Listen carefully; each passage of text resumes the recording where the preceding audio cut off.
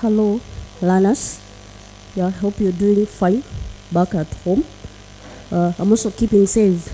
Sanitizing, washing hands with running water has been the order of the day. But I hope with time, something good is going to happen and we shall be able to be back to normal. So welcome to the session of English. This is English, class 8. And I hope you enjoy English as a subject. For today, we've been saying that English is a broad subject, but for this particular day, I want us to narrow down to language pattern and passive and active voice. There is passive and active voice. Learners, passive and active voice.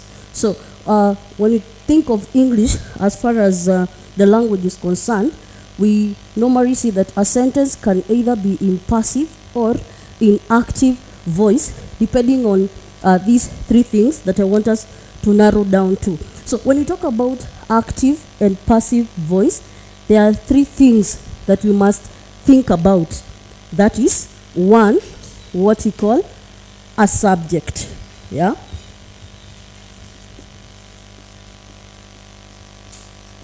A subject. So when you talk about voices in English, we must think of what we call a subject. So what is a subject? A subject, learners, refers to the person or the thing which is carrying out the action. Whatever the person or whatever the thing is carrying out the action, that is what we call a subject. Therefore, learners, subject refers to, this one refers to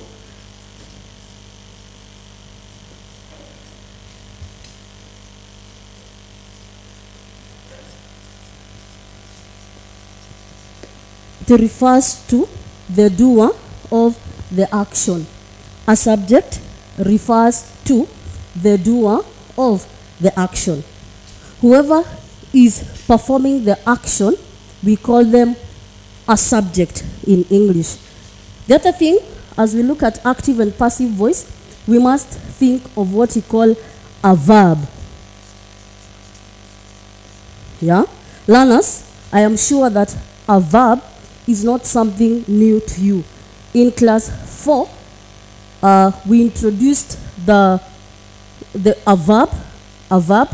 Yeah, when we were looking at nouns and so forth, we mentioned a verb, and we said a verb is a doing word. For example, I can move this duster from here and bring it to the other side of the table. That's an action. Yeah, there is the action of movement. Yeah, so a doing word, that is what you call a verb. Therefore, learners, a verb is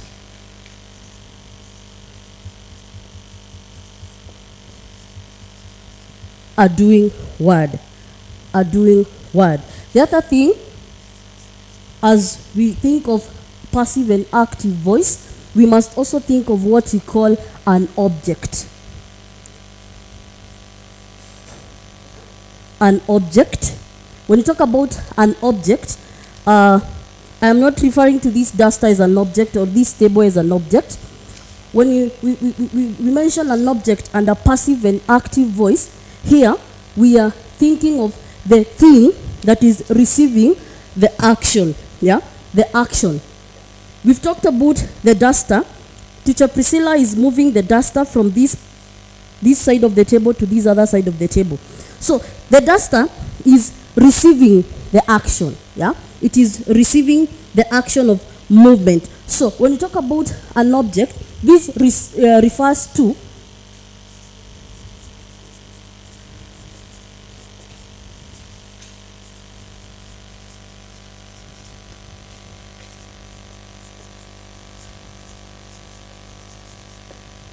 the receiver of the action.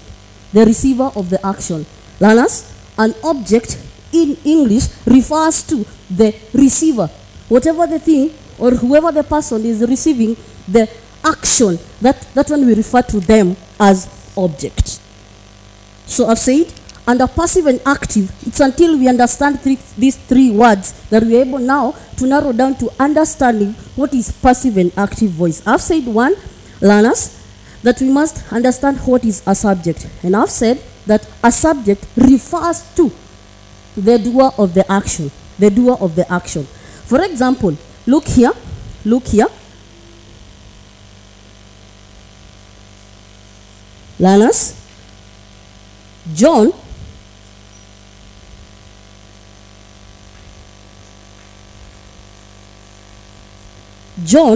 kicked the ball. Let's read together. John kicked the ball. Again, John kicked the ball. And I want us to categorize this. We get to understand what is a subject, what is a verb, and what is an object. Look, John is kicking the ball. So in this case, the one who is performing the action is John. So in this case, John is the doer of the action. So John in this case is our subject. He is the subject because he is the one who is performing the action. Remember what he said, that a subject refers to the doer. Learners, therefore, John kicked the ball. John is performing the action. Kicked. What is John doing? John is kicking. John is kicking. Therefore, kicked. This is the doing word. And we've said that a doing word, learners, is referred to as a verb. Therefore, this kicked, in this case, is our verb. John is kicking the ball. So, what is receiving the action, learners? Or what is John kicking? John has kicked the ball. Yeah? John has kicked the ball. So, John must have taken the ball and perhaps kicked it using the leg. So, the ball has received the action of kicking. Therefore, the ball is the object. It is the object. Why are we referring to it as an object? Because we said an object refers to the receiver of the action. Yeah? The receiver of the action, we refer to it as an object. So I hope from here now we're able to understand what is a subject, what is a verb, what is a... Look at another example on the same. Jane ate ugali. Jane ate ugali. Let's read together here. Jane ate ugali. Again, learners, Jane ate ugali. Yeah? So, Jane, what is Jane in this case? Jane ate ugali.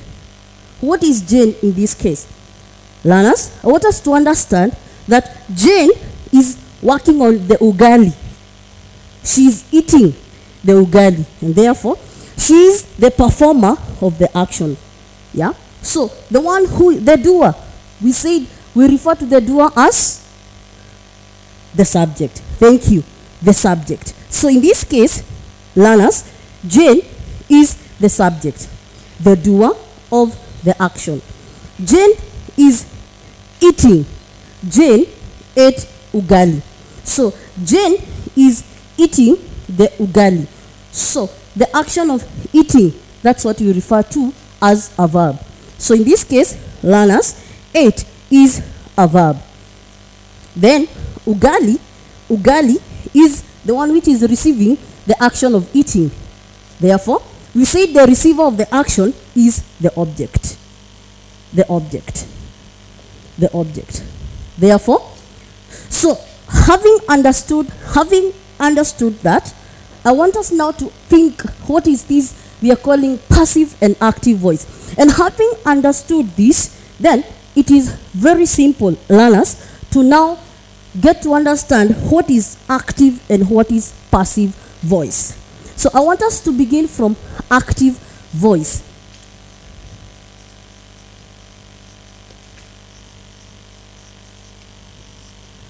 Guided by the subject, the object, and the verb, when you talk about active voice, in active voice, we concentrate, or rather, we pay our attention on the one who is doing the action. Whoever is carrying out the action, that becomes our interest in active voice. So a sentence, learners, is said to be in active voice if the subject comes at the beginning of the sentence.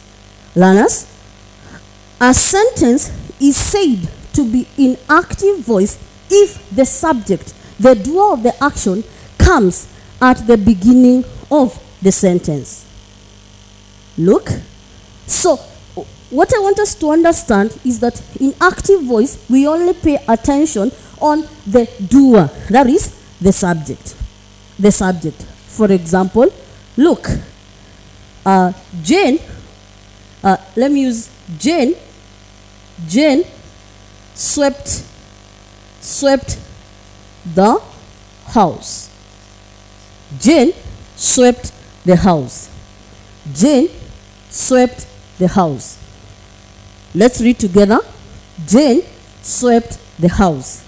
Now, in this case, I want us to understand where is the subject, where is the verb, and where is the object. Jane is the doer. Jane is sweeping the house. Therefore, she becomes our subject. Learners, swept. Jane is sweeping. Jane is sweeping. Therefore, learners, swept is our verb in this case.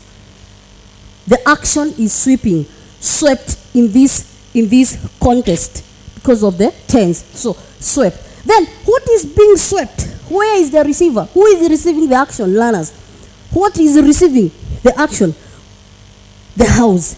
Jane swept the house. Jane is sweeping the house. Therefore, the action of sweeping is being directed to the house. Therefore, the house here becomes our what? Learners. Our object. The receiver of the action. So, the house here is the object. The object. I want us to look at another example on the same. On the same. We're going to use Jane again. Jane sweeps. Jane sweeps the house. Jane sweeps the house. Yeah. So Jane is the doer of the action. What do we say we refer to the doer? The doer is the subject. Therefore, Jane is our subject. What is Jane doing? What is the action in this case? Sweeps. So, sweeps becomes our verb. Where is the sweeping being directed to? Where is the object? Learners, where is the object? Jane sweeps the house. So, the action is directly directed to the house. Therefore, the house here becomes our object. Jane sweeps the house. Yeah. So I know you understand when we talk about sweeps. This is a verb. Yeah. In simple present, sweeps. It means the action is habitual. She keeps on doing it. That is her habit. So Jane sweeps the house. Subject, verb, object. I want us to check. I'm going to give one more example under this, so that now we are able to understand what is this now. What is the format of the arrangement of the subject, the verb, and the object. Look, Jane was sweeping the house. Let's read that together. Jane was sweeping the house. Jane was sweeping the house. So Jane again, the doer. Jane is the doer of the action, learners. Therefore, that is our subject. What is Jane doing? Sweeping. Sweeping. Of course, sweeping is a verb in continuous tense. Yeah? This means the action is in progress. Jane was sweeping. Yeah? In the past. But the action was continuous. So, sweeping again becomes our verb. Then, the house. The house here is, the house is receiving the action. Therefore, it becomes the object. House is the object. It is receiving the action of sweeping. Now, from here, learners, I want us to observe. Look, in sentence 1, yeah? In sentence 1, we have subject, verb, object. Sentence 2, subject, verb, object. So in active voice, the arrangement is subject, verb, object. This is what we call active voice. So you can always judge the sentence. Check the arrangement of the subject, the verb, and the object. Having understood the active voice, that is Jane, that is the subject, verb, and object. From here, it becomes now very simple to change the active into passive. Let's briefly see the passive voice. The passive voice here, passive voice. I want us to use the same sentence. We have said Jane swept the house. So in passive voice, we now draw our attention on the object. We draw our attention on the object. That is the receiver of the action. That is our interest. Yeah? Who is receiving the action? So in this case, we said Jane swept the house. Learners, we said Jane swept the house. So the object is the house. So sentences in passive voice, we begin the sentence with the object. Therefore,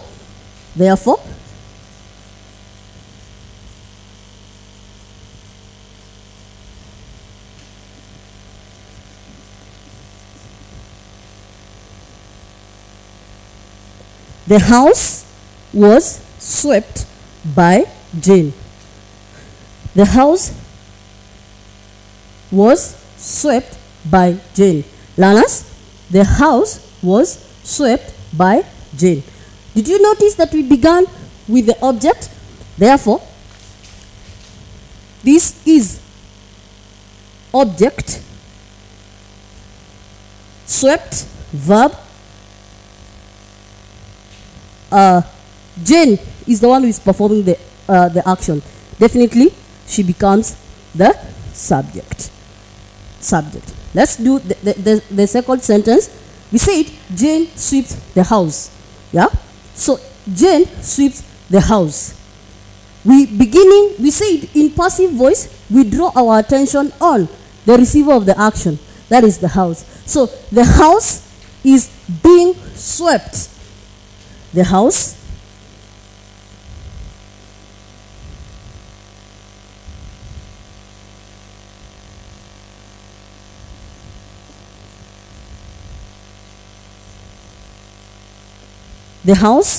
is being swept by Jane. So the house again, our object. This is our object. Swept is our verb. And Jane is the doer of the action, therefore becomes our subject. What I want us to understand there is that in passive voice, you can always decide to include the doer of the action or even omit them, depending on whether the doer is obvious or depending on whether the doer is an obvious person or an obvious thing. Therefore, I want us to understand that in passive voice, the arrangement is subject, object, verb. Therefore, object, verb, and subject. It is just an alternation of that. We said in passive, we draw our attention on the object. In active voice, we said we draw our attention on the subject. Yeah. So that is it under passive and active voice.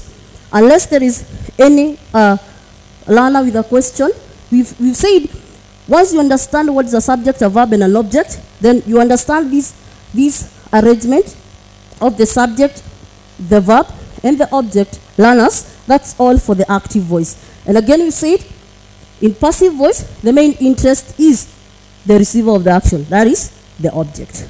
Having understood that, we will during our next lesson, we'll narrow down to giving more examples and even engaging in an exercise so that we can practice more on the same. Otherwise, we'll see you next.